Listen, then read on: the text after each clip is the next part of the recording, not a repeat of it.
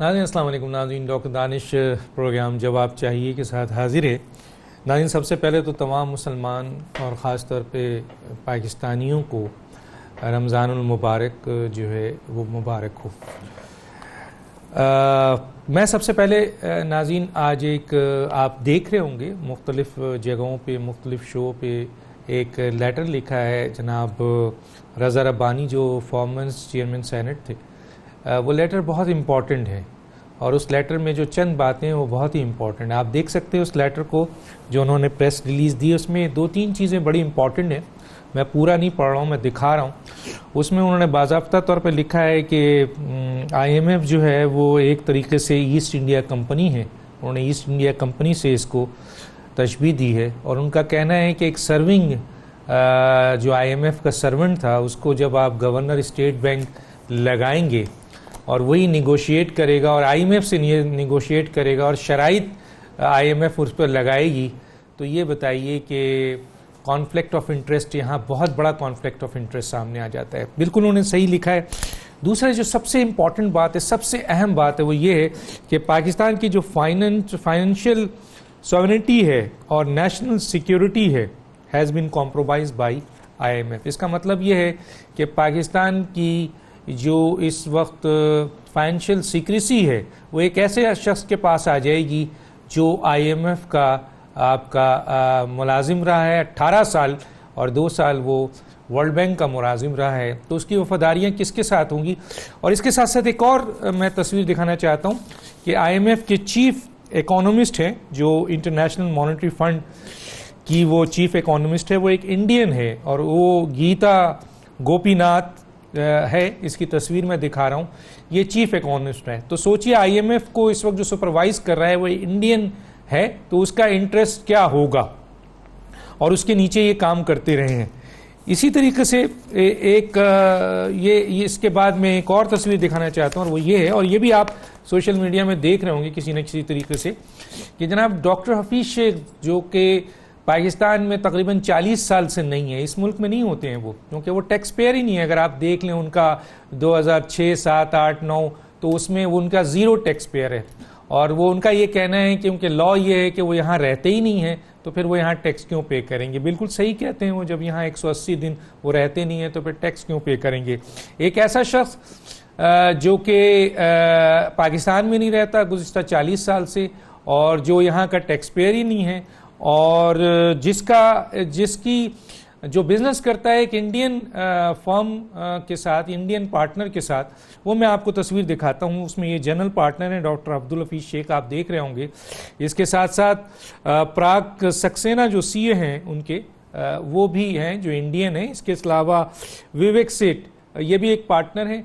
तो ये एक ऐसी कंपनी में 2006 से पार्टनर हैं जो इंडियन बेस है। तो ये आप देखें कि पाकिस्तान की जो इस वक्त फाइनेंस है, मईशत है, जो पाकिस्तान की सॉवरेनिटी आज़ादी के लिए बहुत अहम है, उसका बागडोर जो है डॉक्टर बाकर रज़ा और जनाब हफीज शेख के हाथ में दे दिया गया है।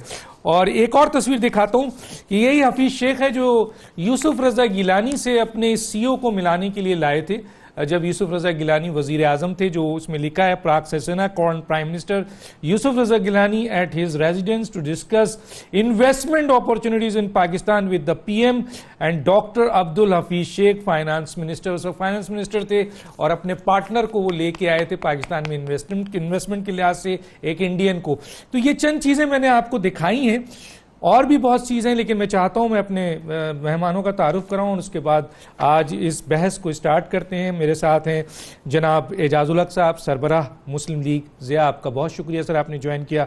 मेरे साथ हैं जनाब चौधरी जाफ़र इकबाल, साबिक वज़ीर मुमलिकत बराए मैरी टाइम्स अमूर मुस्लिम लीग नून, आपका बहुत शुक्रिया। Senator Mohsin Aziz, chairman senate committee बराए पेट्रोलियम पाकिस्तान तहरीक इंसाफ, आपका बहुत शुक्रिया। और हमारे साथ पीपल्स पार्टी के मखदूम शहाबुद्दीन साहब भी होंगे जो अपना पॉइंट ऑफ व्यू देंगे। सबसे पहले तो मैं एजाजुल हक साहब की तरफ आता हूं। एजाजुल हक साहब, डॉक्टर आपके जो रज़ा बाकर हैं या बाकर रज़ा हैं, ये आपके इनकी तारीफ थोड़ी सी बता दी, खुद अपना chairman senate, former chairman senate ने बता दिया कि कितना कॉन्फ्लिक्ट ऑफ इंटरेस्ट है, क्या सिक्योरिटी है, क्या सॉवरेनिटी है। इन साहब ने 18 साल सर्व किया है, जिसकी चीफ इकोनॉमिस्ट जो है वो एक इंडियन है, और कितना बड़ा कॉन्फ्लिक्ट ऑफ इंटरेस्ट है यहाँ पे। और ये निगोशिएट करने जाएंगे अब पाकिस्तान के बिहाफ पर, और उन शराइत को एक्सेप्ट करेंगे जो शराइत IMF देगी, और पाकिस्तान के मफादात का ये कितना ख्याल रख सकेंगे। ये सारे सवालात आपके सामने हैं। दूसरी तरफ अब्दुल हफीज पीरजादा, ये अब्दुल हफीज शेख साहब, जिनके 2006 में जो ऑलरेडी एक Indian organisation, Indian based company जो है, उसका नाम मैं बता देता हूँ, उसका नाम है NSR यानी न्यू सिल्क रूट, ये मैंने दिखा भी दिया है। इसके ये जनरल पार्टनर भी हैं और 2006 से ये पार्टनर हैं। अब सवाल ये पैदा होता है, और पाकिस्तान में रहते ही नहीं है, और इनका अगर टैक्स पेयर देखें तो वो जीरो है, और वो खुद कहते हैं कि मैं पाकिस्तान में नहीं रहता तो मैं टैक्स कैसे पे करूंगा। तो लोगों का ख्याल है, पाकिस्तान के बहुत बड़े माशी माहिरीन का ये ख्याल है कि पाकिस्तान की इकोनॉमी को इमरान खान साहब ने कंप्लीटली IMF के हवाले कर दिया है। आप क्या कहेंगे सर? बिस्मिल्लाहिर्रहमानिर्रहीम। डॉक्टर साहब, ये बड़ा एक मुश्किल सवाल आपने किया है, और लाजिम बात है हर पाकिस्तानी के जहन में ये घूम रहा है, कोई चीज़ को अच्छा कह रहा है, कोई बुरा कह रहा है। जहाँ तक डॉक्टर बाकर साहब के क्रेडेंशियल्स या उनकी CV का ताल्लुक है तो माशाल्लाह बड़ी अच्छी है, बड़े इंटेलिजेंट हैं, इसमें कोई शक नहीं है। लेकिन क्या कभी पाकिस्तान भी आए पिछले 20 सालों में? अगर ये आए हैं तो उसका पता होना चाहिए क्या उनके पास पाकिस्तान की नेशनैलिटी है, और मुझे उम्मीद है कि ज़रूर होगी उनके पास, क्योंकि मोइन कुरैशी साहब को जब लेकर आए थे सिंगापुर से तो रातों रात उनका ID कार्ड भी बनवाया, शेरवानी भी सिलवाई, तो सब कुछ कर कर उन्हें यहाँ लाया गया था। तो ये एक तो पहली बात तो ये। दूसरी बात ये है कि जब आप किसी को एक ऑलरेडी वो IMF के साथ काम कर रहे थे, और इजिप्ट के अंदर, अब मैं आज तज्जिए सुन रहा था, कई किस्म के तज्जिए आ रहे थे, कई कह रहे थे कि इजिप्शियन इकोनॉमी, देखिए इजिप्शियन इकोनॉमी को आप पाकिस्तान इकोनॉमी के साथ रिलेट नहीं कर सकते, क्योंकि इजिप्ट की इकोनॉमी के बहुत बुरे हालात है, पाकिस्तान की इकोनॉमी के बुरे हालात हैं, लेकिन इतने बुरे हालात नहीं है। पहली बात तो ये। दूसरी बात ये है कि इस वक्त पाकिस्तान के ऊपर एक बहुत बड़ा बोझ है कर्जों की अदायगी का, और कोई भी हुकूमत हो उसको ये समझ नहीं आ रही होगी कि अब हम क्या करें। उसमें सकूक बॉन्ड्स हैं, उसमें IMF के पिछले लोन्स हैं जो कि अब मैच्योर हो रहे हैं, जो हमने वापस करने हैं। तो IMF ने कुछ शराइत लगाई थी जो कि मौजूदा हुकूमत ने इम्प्लीमेंट कर दी फौरी तौर पे, और फिर इनको फिर रियलाइजेशन हुई कि हमने ये इतनी जल्दी कर दी है, और आपने देखा फिर असद उमर साहब को हटाना पड़ गया या हटा दिया गया, या उनकी कोई एक स्टेटमेंट मैंने सुनी थी हार्ड टॉक टाइप कि उसकी वजह से उनको हटा दिया गया। जो भी हुआ है, अब बात यह है कि आप एक आपने बिल्कुल सही बात की कि आप एक अदारे में काम कर रहे हैं और उस अदारे ने आपको यहाँ भेजा। आप देखें, ये कोई चॉइस जो है, अब ये भी देखने वाली बात है कि क्या वजीर आजम की और डॉक्टर बाकर की कभी मुलाकात हुई थी, एक दूसरे को जानते थे, या उनकी टीम का कोई शख्स ऐसा हो जो कि उनको जानता हो। मैं समझता हूँ हफीज शेख साहब जरूर उनको जानते होंगे कि उन्होंने भी वर्ल्ड बैंक और IMF के साथ एसोसिएटेड रहे हैं, और हो सकता है कि ये उनकी चॉइस हो, उन्होंने रेकमेंड किया हो कि जी इनको लेकर आए, या फिर IMF ने कहा होगा कि जी हमें ये टीम चाहिए आपको, अगर बेल आउट पैकेज चाहिए आपको। अगर बेल आउट पैकेज नहीं मिलता तो पाकिस्तान के लिए बड़ी मुश्किलात का पाकिस्तान को सामना करना पड़ेगा।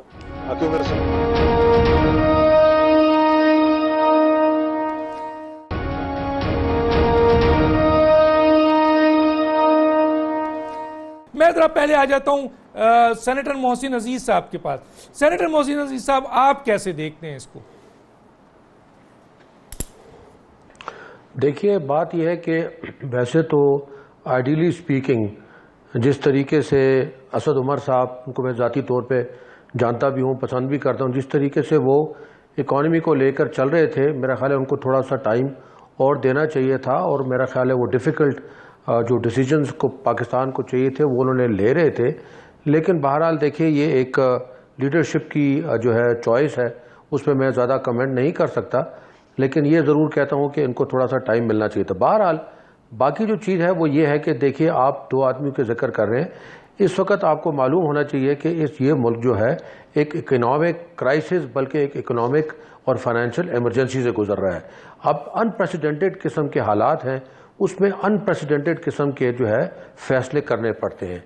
देखिए, बात यह है कि चाहे बाकिर साहब हैं या जो है आप उनकी बात कर रहे हैं, अपने फाइनेंस जो हमारे एडवाइज़र साहब आए हैं उनकी बात करें, देखिए दोनों का अगर आप मुवाजना करें तो एक तो सबसे पहली बात यह कि जिस तरह रज़ा रब्बानी साहब ने ख़त लिखा जो कि आपने अपने प्रीव्यू में बताया, तो इससे पहले भी आपको मालूम होना चाहिए कि पाकिस्तान में जिस तरह के अशरफ वतरा साहब थे वो भी IMF से आए थे, याकूब खान साहब जो थे वो IMF के बंदे थे और यहाँ पे 6 साल यानी दो टर्म वो as a governor state bank गुजार के गए हैं।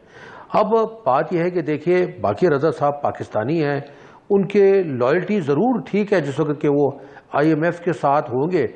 जैसे आप एक जगह पे काम कर रहे हैं आज, आपकी लॉयल्टी इस चैनल के साथ होंगी, कल को अगर आप इससे अच्छी जॉब में मिलती है और पाकिस्तान के अंदर एक अच्छा आपको एक वकार की जगह मिलती है, इज़्ज़त की जगह मिलती है, तो आपकी लॉयल्टीज़ भी चेंज भी हो जाती हैं। और बात यह है कि वो पाकिस्तानी हैं, पैदाइशी पाकिस्तानी हैं और पाकिस्तान के साथ वफा करना उनकी जो अवलीन मैं समझता हूँ कि उनकी तरजीह होगी, इसलिए उस पर डाउट नहीं करना चाहिए। दूसरी बात यह कि आप जब इजिप्ट की मिसाल लेते हैं, ऑल्दो उसके हालात हमारे हालात बड़े मुख्तलिफ हैं, लेकिन आज अगर आप देखें तो इनकी अगर कारकर्दगी अगर आप देखें तो वहाँ पे इजिप्ट में आप देखें तो अकाउंट ट्रेड डेफिसिट जो है वो पहले से कम हो गया है, उसका जो वहाँ पे रिजर्व्स हैं वो पहले से बेहतर हो गए हैं, वहाँ पे कलेक्शन जो हैं वो पहले से बेहतर हो गई हैं, उनकी जो ग्रोथ है वो जो है सबसे बड़ी बात ये वो ग्रोथ पिछले 3 सालों के मुकाबले में आज वो बहुत बेहतर छोड़ के आ रहा है। अगर IMF का प्रोग्राम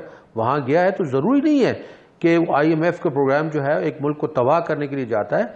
IMF हमारी ज़रूरत है, हम ज़रूरत के तहत IMF के पास जाते हैं और अपनी ज़रूरत पूरा करने के लिए जाते हैं। IMF हमें नहीं कहता कि तुम ज़रूर हमारे पास आओ।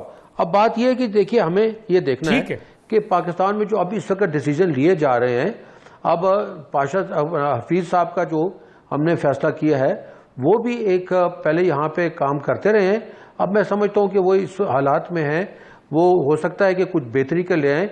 आज अगर हमने FBI का चेयरमैन लगाया शब्बर जैदी साहब, वो पहले भी रहे थे सर, वो पहले भी 2012-13 वगैरह में रहे हैं हफीज शेख साहब। और अगर आप उनकी उस वक्त की इकोनॉमी रेट्स की पोजीशंस देखें, पॉलिसीज़ की बुनियाद पर पाकिस्तान की मईशत को देखें तो सर हम बहुत नुकसानात में रहे हैं। जी जाफर साहब, इस पर क्या कहेंगे आप इन बातों के ऊपर? सर आपने सारी बात सुन ली। बिस्मिल्लाहिर्रहमानिर्रहीम। डॉक्टर साहब बहुत शुक्रिया।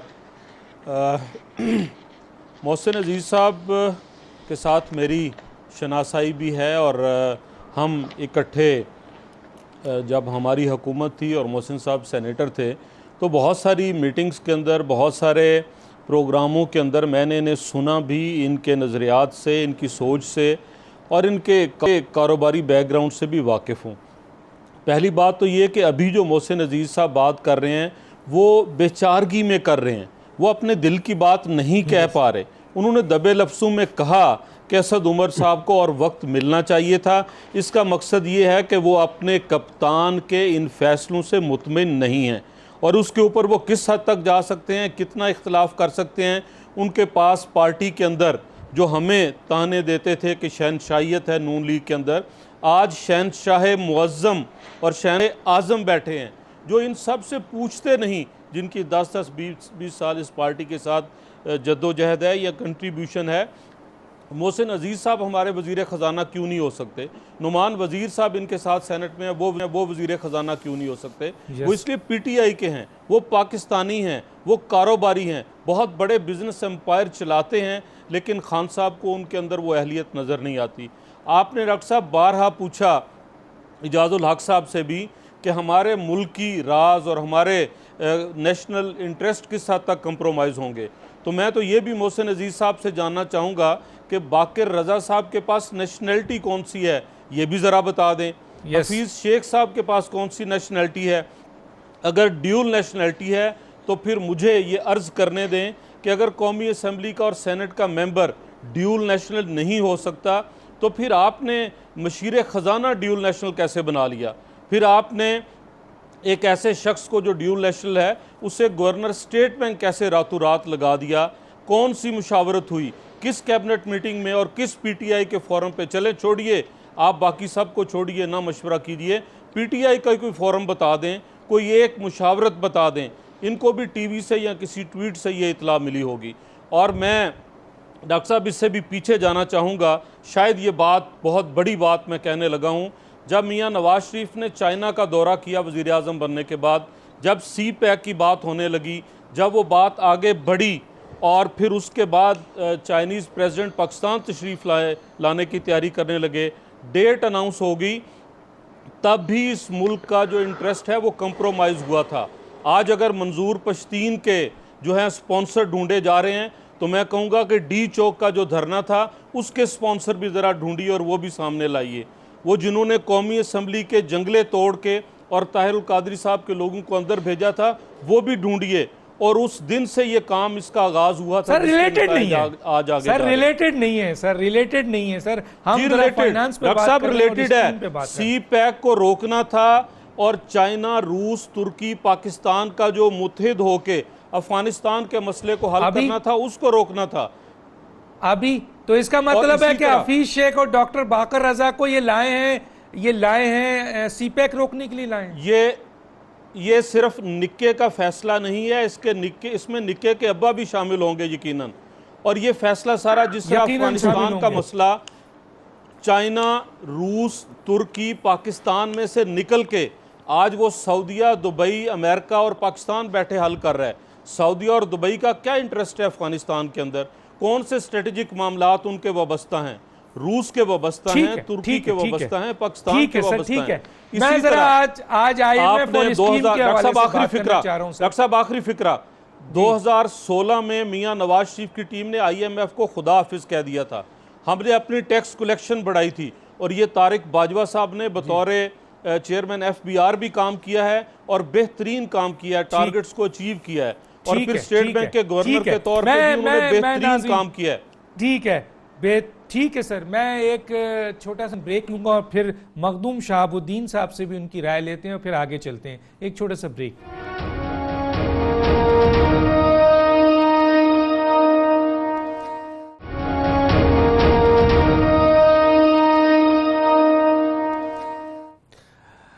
Welcome back. मैं जनाब मखदूम शहाबुद्दीन साहब की तरफ आता हूँ। साबिक वज़ीर मुमलिकत बराए ख़जाना भी रह चुके हैं और यकीनन बजट भी पेश किया, IMF को बहुत करीब से देखा है।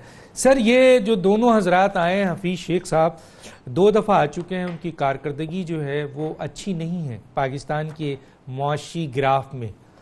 तीसरी दफ़ा इनको लाया गया है और उस वक्त लाया गया है जब बजट लाना है और IMF से निगोशिएट करना है। और फौरी तौर पर एक ऐसे शख्स को जो 18 साल से IMF का मुलाजिम है और उसको लाकर स्टेट बैंक का गवर्नर बना दिया गया है। उस पर रज़ा रब्बानी का बहुत बड़ा, आपने देखा होगा जो उन्होंने, मैंने अभी दिखाया भी है कि उन्होंने कहा है कि ये कॉन्फ्लिक्ट ऑफ इंटरेस्ट है और उन्होंने एक तरीके से ये भी कहा है कि पाकिस्तान की जो मुआशी सिक्रेसी है और सॉवरेनिटी है, वो नेशनल सिक्योरिटी जो है वो स्टेक पे आ गई है। आप क्या कहेंगे सर इस पे? जनाब बात यह है कि जहाँ तक IMF का ताल्लुक है, कोई नई बात नहीं है, सब हुकूमतें IMF के पास गई हैं। उसकी एक मैं आपको वजह बताऊं। सबसे बड़ी वजह यह है कि आप IMF के पास जब जाते हैं तो वो आपको चीप मनी देता, जिसपे मार्कअप बहुत थोड़ा होता है। अगर आप किसी और सोर्स को टैप करेंगे तो मार्कअप बहुत होगा। तो सबसे बड़ी बात तो ये, पहली बात तो ये। दूसरी बात, IMF बुनियादी तौर पे क्या कहता है, आप वो भी, उनकी भी कुछ शराइत होती हैं। पहली शर्त ये है कि भी बजट डिफिसिट को आप कंटेन करें। दूसरा ये है कि इन्फ्लेशन को कंटेन करें। ये वो कहते हैं, इसमें कोई शक की बात नहीं। अब जैसे मुझे उन्होंने कहा जब मैं गया नेगोशिएट करने, मुझे दोनों ये बातें की। तीसरी ये भी कहा कि रेट ऑफ क्रेडिट एक्सपेंशन जो है इस पर भी निगाह रखें। ये भी उन्होंने अच्छी बात की। लेकिन ज्यादती भी करते हैं। टैक्सेस, मुझे कहा कि 40 बिलियंस का और टैक्स लगाओ। मैंने कहा भाई बात यह है कि if you go, how can you squeeze stones and expect juice out of it? हो नहीं सकता। इतना हमने टैक्सेस, वो फिर जवाब देते हैं ये टैक्स टू जीडीपी रेशियो क्या है, वाकई हमारा बहुत कम है, इसमें कोई शक की बात नहीं, लेकिन लोगों में कैपेसिटी नहीं, इतनी पेइंग कैपेसिटी नहीं है। इसको मद्देनजर रखना चाहिए। आप टैक्सेस तो बढ़ाते जाएं, क्या लोगों में कैपेसिटी है? अब आप देखें लोग क्यों परेशान है, महंगाई हो रही है, महंगाई हो रही है, महंगाई हो रही है, लोगों की बर्दाश्त से ज्यादा हो रही है। हफीज शेख साहब का जहां ताल्लुक है, मेरा बहुत ताल्लुक है उनसे। हफीज शेख साहब एक अच्छे इंसान तो हैं, इसमें कोई शक की बात नहीं, क्लियर हेडेड हैं, और दूसरी बात यह है कि इंटेग्रिटी वाले भी हैं, ये उनकी बहुत बड़ी खूबी है, इंटेग्रिटी वाली है। लेकिन मैं आपसे इत्तफाक करूंगा, और हमारे मोहसिन साहब ने जैसे कहा कि हम मेरी समझ में नहीं आता कि हम बाहर से क्यों ले आते हैं लोग। आप सुन रहे हैं मेरी बात? Yes sir, yes sir. अच्छा, बाहर से क्या मजबूरी है? क्या हमारे पास पाकिस्तान में ऐसे लोग नहीं हैं जो कि ये काम कर सकें? बिल्कुल है, 100% है। बस ये एक फैशन बन गया कि IMF से आ गया है, वर्ल्ड बैंक से आ गया है, फला बैंक से आ गया। अरे भाई, हमारे पास इतने जबरदस्त लोग बैठे हैं। तो आप अब देखिए CBR में, अब तो SBR कहते हैं, मेरे जमाने में CBR था। CBR में लोग बैठे हैं, 30-30 साल का तजुर्बा है। आप उनको क्यों नहीं यूटिलाइज करते? आप बाहर से ले आते हैं, बाहर से ले आते हैं। ये एक फैशन है जी, वर्ल्ड बैंक से आ गया, एक साहब वर्ल्ड बैंक वाले आए सर। फैशन भी हो सकता है और ये डिक्टेशन भी तो हो सकता है ना सर, जिसको आप जानते नहीं है, एकदम आके बैठ जाए आपके पास। मैं आगे चल के आपसे बात करूंगा सर। मैं जरा पहले एजाजुल हक साहब की तरफ आ जाता हूँ। एजाजुल हक साहब, आप ऐसे कीजिएगा जी, जब मुझे बुलाएंगे मुझे जरा घंटी दे जी, मैं बता दूंगा सर। मैं जो है वो एजाजुल हक साहब की तरफ आ जाता हूँ। एजाजुल हक साहब, क्लियर कट पोजीशन दीजिएगा sir. Pakistan atomic energy, Pakistan जो है वो वाहिद इस्लामी एटमी ताकत है सर।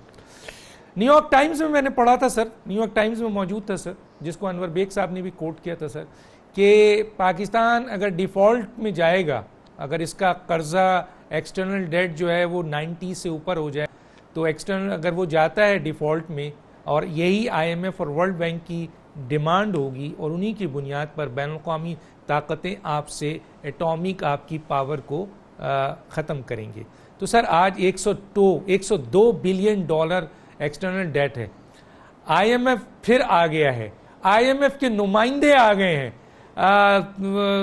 डॉक्टर बाकर, दूसरा हफीज शेख, जिसकी सॉवरेनिटी, जिसके क्रेडिबिलिटी भी जीरो है, और जिसका पाकिस्तान से रिलेशन भी टैक्स पेयर में जीरो है। क्या आप देख रहे हैं सर? डॉक्टर साहब, डॉक्टर हफीज शेख साहब जो है ना, मेरे साथ कैबिनेट में कुलीग रहे हैं जनरल परवेज मुशर्रफ के ज़माने में, और आपको मालूम होगा कि वो प्राइवेटाइजेशन के वजीर थे उस वक्त। और अब वो उसके बाद फिर फाइनेंस में आए, और अब फिर वो फाइनेंस में आए हैं। और उन दिनों में ये मतलब इतना कोई प्राइवेटाइजेशन के अंदर इतनी गहमा गहमी नहीं हुई जब ये प्राइवेटाइजेशन के वजीर थे। कोई ऐसी तब्दीली उसके अंदर नहीं आई, या कोई ऐसी out of the box thinking नहीं हुई जो किया जाए। मैं तो डॉक्टर साहब ये कहता हूँ कि हमारी जो इस वक्त पार्लियामेंट है वो बिल्कुल ना होने के मुकाबिल आ चुकी है। उसकी वजह यह है कि जब ऐसी अपॉइंटमेंट्स होती हैं, पर्टिकुलरली जो ऑटोनमस बॉडीज़ हैं, चाहे OGDC की हो जाए, चाहे स्टेट बैंक की हो जाए, चाहे किसी और PPL की हो जाए, किसी भी इदारे PSO की हो जाए, ये सारी की सारी पार्लियामेंट के अंदर पहले आनी चाहिए। पार्लियामेंट की कमेटी जो है इनको स्क्रूटनाइज करें, इनके इंटरव्यूज करें, इनका बैकग्राउंड देखें कि क्या इनका, जैसे कि अभी जाफर साहब ने कहा, और इसमें कोई शक नहीं है, मैं यकीन के साथ कह सकता हूँ कि लाजमी बात है कि 2 नेशनलिटीज होंगी। सारी उम्र जो बाहर रहे हैं वो पाकिस्तानी पासपोर्ट पे तो नहीं रहे, IMF के अंदर लाजमी बात है उन्होंने वहाँ की नेशनलिटीज नहीं होंगी, और ड्यूल नेशनलिटी रखी होगी। तो अगर किसी ऐसे ओहदे के लिए जो कि बड़ा इंपॉर्टेंट होता है, अगर इस पे बैठने के लिए अगर आपको पार्लियामेंट के जैसे कि कहा कि MNA होने के बराबर होना चाहिए आपको, तो फिर अगर एक MNA और एक सेनेटर जो है वो या एक जज को भी कह लें वो जब नहीं रख सकता ड्यूल नेशनलिटी, तो फिर ऐसे ओहदों पर भी या तो फिर लॉ बनाया जाए, कॉन्स्टिट्यूशन में तब्दीली की जाए, और या फिर कौम को इत्मीनान में लिया जाए, इत्मीनान में लिया जाए। और लाजिम बात है कि जब आप ओवरनाइट देखेंगे कि किसी शख्सियत का नाम हो गया जिसका पहले कोई जिक्र ही नहीं था, मोइन कुरैशी साहब जब आए यहाँ पर, मेरे बड़े करीबी ताल्लुकात थे उनके साथ, मेरे वालिद के बड़े करीबी ताल्लुकात थे, तो एकदम आउट ऑफ द ब्लू एक दिन नाम कहीं गर्दिश किया और अगले दिन देखा कि सरताज अजीज साहब उनको लेने के लिए जा रहे हैं और रातों रात उनका जो है वो ID कार्ड बन रहा है। तो ये मतलब इस कौम को बेवकूफ बनाने वाली बात है ना कि आपने कहा जी हमने ID कार्ड बना दिया और अब चलो जी वो आ गए, अब वो पाकिस्तानी नेशनल हो गया, और जिस दिन उनका टेन्योर खत्म हुआ, बहुत से ऐसे मिसालें आपके सामने हैं कि जिनके टेन्योर जैसे खत्म हुए उसके बाद वो चले गए और उन्होंने मुड़ के नहीं देखा, और इसलिए मुड़ के नहीं देखा कि उनके पास एक पाकिस्तान का भी पासपोर्ट है, एक उनका अपने, उनका इंटरेस्ट नहीं था सर, उनका इंटरेस्ट नहीं था, वो किसी मकसद के तहत आए थे, वो किसी मकसद के तहत आए थे सर, वो किसी मकसद के तहत, यस किसी मकसद के तहत आए थे। चौधरी जाफर साहब से पहले मैं जरा सा इनसे आ जाता हूं, आपके कमेंट ले लूं जनाब सेनेटर मोहसिन अजीज साहब। मोहसिन अजीज साहब, इमरान खान के पास कोई मौशी बहरान हल करने के लिए अपने लोग नहीं है, नाम तो ले लिया आपका भी है और भी है, नौमान साहब भी हैं सर, मौशी पॉलिसी का क्या होगा? अब तो मौशी पॉलिसी IMF की ही इम्प्लीमेंट होगी, तैयार शुदा, और उन्हीं के नुमाइंदे उन्होंने लगा देना है। मुख्तसर सर क्या कहेंगे? देखिए, सबसे पहले तो हफीज शेख साहब और बाकिर साहब की इंटेग्रिटी और उनकी क्रेडिबिलिटी के ऊपर डाउट नहीं करना चाहिए हमको। इनको ये पाकिस्तान में आए हैं, मुझे मालूम नहीं है कि इनकी नेशनलिटी अभी पाकिस्तान में है या नहीं है, ये मुझे इससे मैं वाकिफ़ नहीं हूँ। अलबत्ता ये है कि देखिए, मैं पहले भी जिस तरह अर्ज़ कर चुका हूँ, बात यह है कि इस वक्त जो है अनप्रेसिडेंटेड किस्म के हालात हैं। आपको मालूम ही है कि हमारा जिस वक्त के हमारी हुकूमत आई थी उस वक्त 72% जो है टैक्स टू अपना GDP टू डेट का रेशो आ गया था, जो कि 65% मैक्सिमम जो है अब कहा गया था कि इससे ऊपर कभी नहीं जाएगा। अब 9 बिलियन की हमने रिटर्न करने इस साल, और अगले साल 12 बिलियन, यानी दोनों सालों को मिला के तकरीबन 21-22 बिलियन तो आपने सिर्फ पैसे रिटर्न करने। उसके अलावा जो है जो आपकी इकोनॉमिक जो कि आपकी स्लो डाउन है सर, उसकी वजह से जो आपको डेफिसिट आ रहा है, सवाल उसकी भी सर मैं आपसे मुत्तफिक हूं सर, मैं आपसे मुत्तफिक हूं कि पाकिस्तान की इकोनॉमी जो मौजूदा हुकूमत को मिली है वो तबाहाल मिली है, मैं मुत्तफिक हूं। मैं तो ये सवाल रख रहा हूं, जैसे मखदूम शहाब ने भी कहा, जाफर साहब ने भी कहा, एजाजुल हक साहब ने भी कहा, आपने भी कहा कि जनाब क्या पाकिस्तान के अंदर PTI की हुकूमत में ऐसे लोग नहीं हैं जो इन चैलेंजेस का मुकाबला कर सकते कि हमें बाहर से आदमी लेने देखिए पड़े? होंगे, जरूर होंगे, लेकिन देखिए देखिए बात ये, एक तो हमें ये देखना है कि जो टेक्निकल मिनिस्ट्रीज होती है ना जी, टेक्निकल मिनिस्ट्रीज के लिए टेक्निकल जो है लोग होने चाहिए। सबसे पहली बात तो ये देखिए, स्टेट बैंक हो गया, फाइनेंस डिपार्टमेंट हो गया, आपका फाइनेंस की मिनिस्ट्री हो गई, आपकी हेल्थ पाकिस्तान में नहीं है, एजुकेशन की हो गई, ये टेक्निकल लोग नहीं है सर। सर टेक्निकल लोग, सर मैं सिर्फ आपसे सवाल कर रहा हूं, क्या पाकिस्तान में टेक्निकल लोग नहीं है सर? बाज़ औक़ात तो फिर सर होंगे, ये मैं नहीं कहता कि मौजूद नहीं बाहर से लाना, ढूंढने से मिल भी सकते हैं, ऐसी बात नहीं है। जो यहाँ पे अहकामात जाते थे वो अहकामात देखिए दानिश साहब, बात तो सुने ना, आप बात करते हैं, आप इतना ऊंचा बोलते हैं, मेरे तो कल रोजा भी रखना है, पता नहीं आप रखेंगे नहीं, लेकिन कम से कम थोड़ा सा बात तो करने देना, बात तो करने दीजिए ना प्लीज।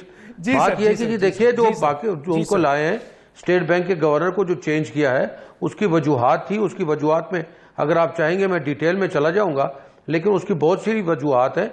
अब कमांड एंड कंट्रोल जो है एक प्राइम मिनिस्टर के पास है, ऑटोनोमस बॉडी जरूर है स्टेट बैंक, लेकिन ऑटोनोमस का भी एक तरीका है, एक लेवल है, एक स्टेटस है, उससे ऊपर अगर जाएंगे, अगर आप फ्री फ्लोट कर देते हैं एक करेंसी को, तो हमारे मुल्क के लिए इस वक्त वो इसके मुतामिल नहीं है। एक तरफ ये बात है और दूसरी तरफ ये बात है कि अगर आप इतना कंट्रोल करेंगे जितना के साथ डार साहब ने किया, वो भी मईशत के लिए और इंडस्ट्री के लिए सही नहीं है। तो बात यह है कि इसमें जिस वक्त के अहकाम जाते हैं और अहकाम अगर फुलफिल न किए जाएं तो इसमें चेंजेस की जरूरत पड़ती हैं, और मैं समझता हूँ उसकी चेंजेस ठीक है सर, ये गवर्नर स्टेट बैंक क्योंकि मुझे ब्रेक के लिए कहा जा रहा है सर, सही इकदाम किया जाना चाहिए था। ठीक है, मैं एक ब्रेक पे जाऊंगा, फिर मैं जाफर साहब की तरफ आते हैं, एक छोटा सा ब्रेक लेता हूं।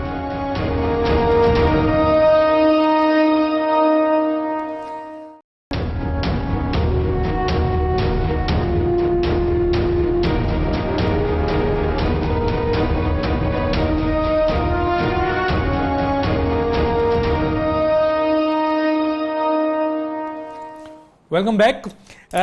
मेरे जितने भी गेस्ट हैं वो सब मेरे लिए उस्तादों की तरह हैसियत रखते हैं और मैं उन्हें सुनना भी चाहता हूं, लेकिन जो मौजूदा आज की जो बहस है उसमें जो स्पेसिफिक क्वेश्चन है उस क्वेश्चन के लिहाज से जवाब मुझे नहीं मिल रहा था, इसलिए मैं इंटरप्ट कर रहा हूं माफ़ी के साथ। हाँ, फाइनेंस पे किसी दिन इंशाल्लाह बात करूंगा। सारे के सारे मेहमान मेरे लिए बहुत मौजूदीन में शामिल होते हैं। मैं आता हूं जाफर साहब, आपसे जो मेरा सवाल है वो यही है कि जो स्पेसिफिक क्वेश्चन है सर वो ये है कि क्या आप नहीं समझते कि पाकिस्तान एक एटॉमिक ताकत है, पाकिस्तान के ख़िलाफ़ जो है बैनुल-अक़वामी ताकतें साजिश कर रही हैं। कई अरसों से हम सोच रहे थे, सुन रहे थे कि पाकिस्तान को डिफ़ॉल्ट करने की तरफ ले जाया जा रहा है, पाकिस्तान को डिक्टेशन दी जा रही है, उसको जकड़ने की कोशिश की जा रही है। तो आज इस स्टेज पे हम देखते हैं कि ये दोनों जो शख्सियात हैं जिनके ताल्लुकात इस्टेब्लिश हो रहे हैं और जिनका माजी जो है कम से कम एक का पाकिस्तान में जो सर्विसेज की है उसका कोई अच्छा रिजल्ट नहीं है कि कारकर्दगी की बुनियाद पर लाया जाए। अगर उनकी कारकर्दगी अच्छी होती तो ज़रूर, लेकिन यहाँ लफ्ज़ आ रहा है कि डिक्टेशन दी गई है दोनों को लाने में। ठीक है सर, क्या कहेंगे? जी डॉक्टर साहब, कोई इख्तलाफ राय इसके अंदर नहीं, और जो कवानीन जिनके तहत बड़े ओहदों या बड़े इदारों के मेंबर्स बनते और बनाए जाते हैं वो इसीलिए पाबंदियां रखी जाती हैं कि जिस शख्स के मुफादात इस पाक सर ज़मीन के साथ वाबस्ता हैं, जिसका जीना मरना यहाँ है, जिसके अपने बीमारी का इलाज, जिसके अपने असासाजात, जिसकी अपना रहन सहन वो इस वतन अज़ीज़ के साथ है, वही अपने मेहनत के साथ वही अपनी कंट्रीब्यूशन कर सकेगा, वही इस मुल्क के साथ वफ़ा निभा सकेगा। मोहसिन अज़ीज़ साहब ने कहा कि पाकिस्तानी हैं पैदाइशी तौर पर बाक़िर रज़ा साहब, और वो पाकिस्तान से वफ़ा करेंगे। तो मैं माज़रत के साथ ये कहूँगा कि आज जो है वो मोहसिन अज़ीज़ साहब के कप्तान साहब भी अपने हलफ के साथ वफ़ा नहीं कर रहे। उन्हें दोबारा आके पार्लियामेंट के अंदर इआदा करना चाहिए उस पार्लियामेंट से जिसने उन्हें ये एजाज़ दिया। आज वो वहाँ से भागे हुए हैं, वो हमें ताने देते थे, आज खुद शहनशाह मुअज़्ज़म बने हुए हैं। और अगर वो अपनी पार्टी से भी बाला बाला फैसले कर रहे हैं तो फिर कौन ना ये समझे कि ये डिक्टेशन है। और फिर जिन लोगों को लगाया गया डॉक्टर साहब, उनका बैकग्राउंड भी सारा इस्टेब्लिश है और वो बताता है। इमरान खान साहब हमारे लीडर, मेरे लीडर मियाँ नवाज शरीफ के मुतल्लिक कहते थे कि इंडिया के अंदर कारखाने हैं। 9 माह के अंदर इन्हें वो कारखाने तो ना मिले, लेकिन आज वो लोग ज़रूर मिल गए हैं जिनके कारोबारी मफादात इंडियंस के साथ वाबस्ता हैं। आज वो लोग ज़रूर मिल गए हैं जो इंडियंस के मतहत काम कर रहे हैं। इन्हें आज वो लोग, और ख़ुद कहा करते थे कि देखें ये कैसा वज़ीर आज़म है जो IMF के पास भीख मांगने जा रहा है, और आज IMF को उठा के ख़ुद ले आए हैं। और आज आपकी बात बिल्कुल दुरुस्त है, और एक एक पाकिस्तानी जो इस बात को समझता और जानता है। और मुझे ये भी यकीन है कि मोहसिन अज़ीज़ साहब पार्टी पॉलिसी की वजह से बहुत सारी बातें ना खुल के कर पाएंगे, बहुत सारे और PTI के लोग खुल के बात ना कर पाएंगे, लेकिन वो भी ये समझते ज़रूर हैं कि ये जो हो रहा है ये मुनासिब नहीं, और इसको किस तरह से कौन बदल सकता है, मेरे ख्याल में PTI के अपने बस के अंदर भी नहीं। जहाँ तक आपने इस एटमी इस्लामी कुव्वत की बात की डॉक्टर साहब, मैं 100% आपसे मुत्तफिक हूँ। हमने पहले अफ़गानिस्तान के जो मुजाहिदीन थे उनको दहशत गर्द बना के पेश करके उन सब को भी ख़त्म किया। वो पहले पाकिस्तान के लिए अफ़गानिस्तान के अंदर लड़ते रहे, और आज हम किसी और तरस पे फिर चल निकले हैं। आज हमने रूस को वहां निकालने के बाद आप अमेरिका को सहारा दे रहे हैं। और जितने ये काम हो रहे हैं, मैं दोबारा ये कहूंगा कि जब आप उन लोगों को ले आए जो अमेरिकन कैनेडियन नेशनलिटी होल्डर्स हैं, जिनके कारोबार वहां हैं, जिनके यकीनन मुझे ये कहने में कोई मजाका नहीं, अगर मेरे ऊपर कोई जुर्म सुबह लगता है तो ज़रूर लगे कि ये दोनों असहाब पाकिस्तान के साथ मुखलिस नहीं, वफा नहीं कर पाएंगे। मैं यहाँ एक गुस्ताखी करना चाहूँगा कि वो सुप्रीम कोर्ट, अगर आज ये टीवी प्रोग्राम जज साहबान देख रहे हैं, आपने एक वज़ीर आज़म को अकामे के ऊपर नहल किया था। आज ज़रा बुलाइए वज़ीर ख़जाना, मशीर ख़जाना के डॉक्यूमेंट्स मंगाइए और इस कौम की रहनुमाई कीजिए कि कौन सी नेशनलिटी उनके पास है, कब पाकिस्तान का शनाख्ती कार्ड बना, हलफ उठाने से पहले या बाद में। इसी तरह बाकर रजा साहब का भी जरा पूछिए, उनको भी बुलाइए।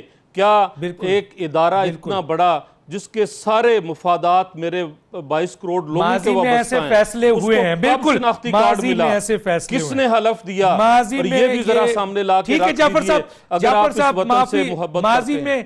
माजी में ऐसे फैसले हुए हैं कि अगर ड्यून नेशनल है और अहम पोस्टों पे है तो उसके खिलाफ कार्रवाई हुई है। शुजात अजीम साहब का भी नाम है और लोगों का भी नाम है। मैं यहाँ पे एक बात जरूर कहूंगा इमरान खान साहब, और फिर आपकी एक क्लिप दिखाऊंगा मैं।